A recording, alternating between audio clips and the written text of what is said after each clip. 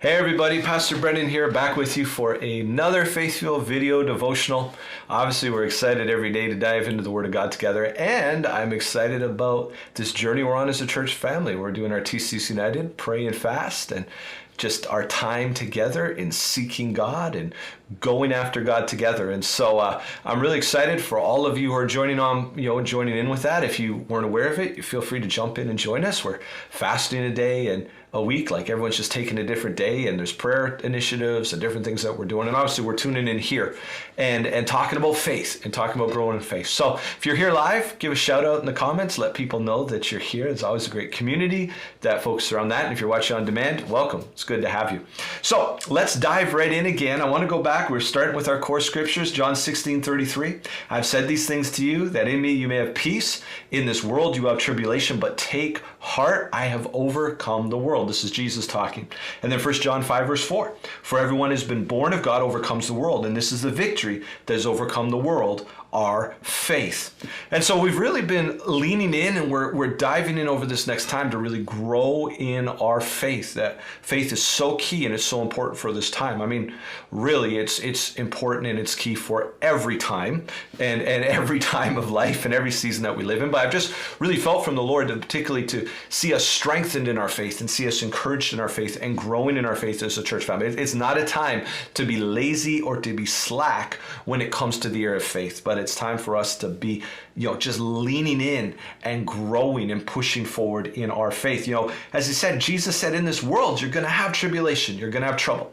Faith is not a escape out of trouble or difficulty or tribulation. That's not what faith is all about. Faith is about, strength and power from God and the ability to overcome in the midst of tribulation, right? Faith is not something that means there's no tribulation. It's the way you believe God in the middle of tribulation so you overcome, right? But he said, in this world, you're going to have trouble. But they said, take heart, I've overcome the world. So we have that confidence that he's overcome the world. But not just as he overcome the world, but we saw in 1 John 4 that when you're born of God, you overcome the world.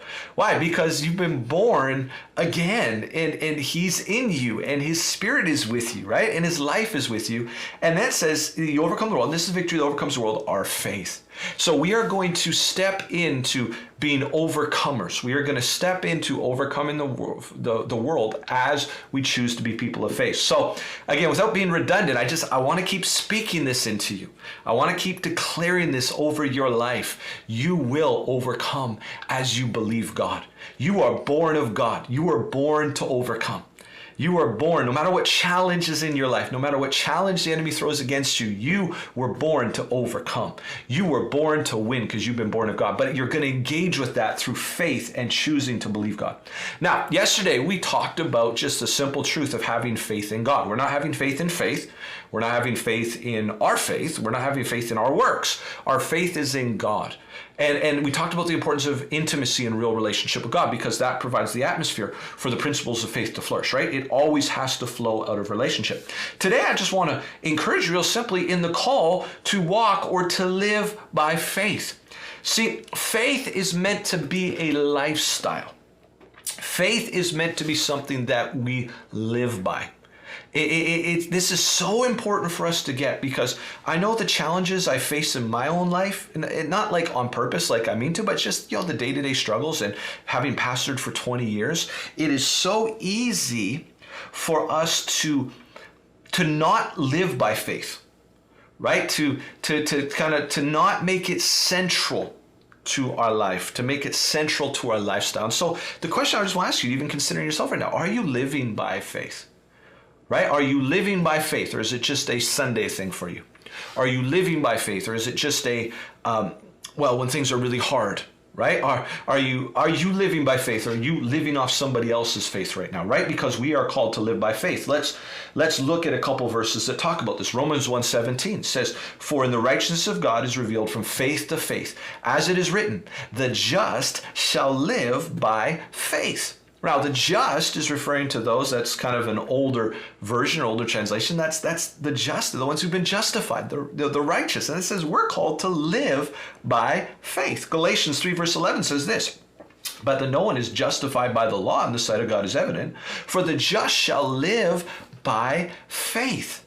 Now, obviously, within the context of Galatians there, it's talking about, the law and not having to keep the law to be right with God, but being right with God by faith. But listen, we need faith for justification. We need faith to be right with God.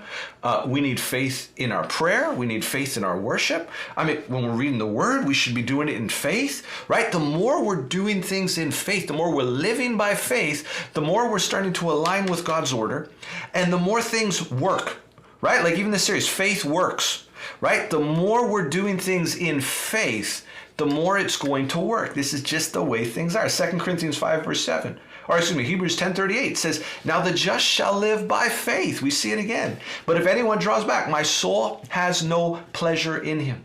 And so we've seen it 3 times. There's actually another time in the Old Testament that this is all referencing. Here's what I found. If God says something once, all he has to do is say it once. I should be paying. If he says it twice, that should really get my attention, right? Like if God says something twice, I got to go, okay. Some of you are checking. If he says something 3 times, by that point, I should go, okay, this is a very big deal because he's mentioning it over and over and over again. You go 4 times, and then we go into all the other scriptures that talk about living by faith, even though they use the exact words. We've got to see God is serious about us living by faith, and there is a call for us to live by faith. And the challenge for many of us as believers, guys, straight up, we're not living by faith, right? We're not, it's not become foundational for us. Right? It's not become our daily bread. It's not become kind of the way, it's like something we fall back on instead of something we're building our entire life on. Right? And so this is the challenge, right? It starts with faith in God. It starts with intimacy and relationship. But part of what I'm analyzing myself, I'm really staying open to God to speak to me. And I want to encourage you for yourself. Let God speak to you. Are you living by faith? Right? Are you approaching your walk with God by faith? Right? Don't answer me too quickly, because a lot of times we can fall into routine, tradition, or works instead of approaching our walk with God by faith. Are you approaching your family life by faith? Maybe if you're married, are you approaching your marriage and your parenting by faith? If you're not married yet, are you approaching your relationships and where's faith in your life? Where is faith manifesting? Where are you taking stands of faith? Are you walking by faith in your work? Are you walking by faith in your finances? Are you walking by faith in kind of dreams you have? We are called to live by faith. 2 Corinthians 5 verse 7 says, for we walk by faith and not by sight. Right? Again, the same thing. The just shall live by faith. We walk by faith and not by sight. And it's interesting because it's a walk. Right? So that means it's not just an event. It's not just something that I check off my checklist and okay, yeah, I got that done. No, I feel like it's a daily thing I'm learning and it's a daily thing I'm growing in. And I expect a year from now, I'm going to be even deeper in walking by faith. And 10 years from now, I'm going to be even further along in my walk of faith. That to the day I die, I'm going to be learning and growing in walk of faith. But it's this commitment saying I'm going to live by faith. I'm going to walk by faith. See, guys, here's the problem. Some Christians treat faith like a hobby instead of a lifestyle. You know what I mean by that? It's like, when you do a hobby, it's kind of like, you're a weekend warrior. And maybe you're really serious about your hobby, but you just kind of do it on the side, right? You do it on the side. Like there's a difference between a professional basketball player and a guy who goes play pickup ball at the YMCA. Right, and does his old man moves in the post of the YMCA. Like there's a big difference. Both people are playing basketball, but there's a very big difference, right? There's a difference between an Olympic athlete who's running, a marathon, and Joe Blow who goes out for a jog once a week, right? They're both running, but there's very different because for one, it's a hobby, and for another, it's their life. Is faith our hobby, or is faith our life? Right? The challenge for many of us, and maybe we've never thought of it this way, is it's our hobby instead of our life. Some Christians treat faith like it's a last resort. And what I mean by that is like, well, I've tried everything I need to do. Well, I guess we should just pray. I guess we should just maybe go ask God. It's like, that's not living by faith. Living by faith is you start with faith. You start with what God said. You don't wait until you've tried everything else you can think of and go, well, nothing else is working. Maybe we should try faith.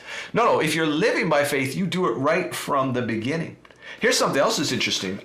Some Christians are trying to live off somebody else's faith, right? And it can be a parent, it can be a spouse, it can be a spiritual leader, where instead of really growing and developing our own faith, we're living off somebody else's faith. And so just good things to ask ourselves. Am I treating faith as a hobby? Am I treating it as a last resort? Am I living off someone else's faith? Or am I living by faith? Is faith central to my life?